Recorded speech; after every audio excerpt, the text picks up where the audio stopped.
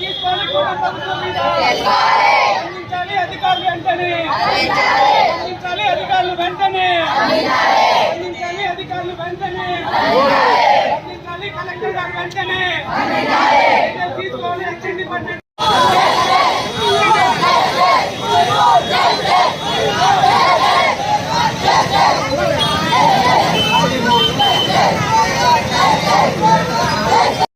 భవనానికి వెళ్ళి అక్కడ మెమోరాండం ఇవ్వడానికి విద్యార్థులు ప్రతి ఒక్కరు సిద్ధంగా ఉన్నాం.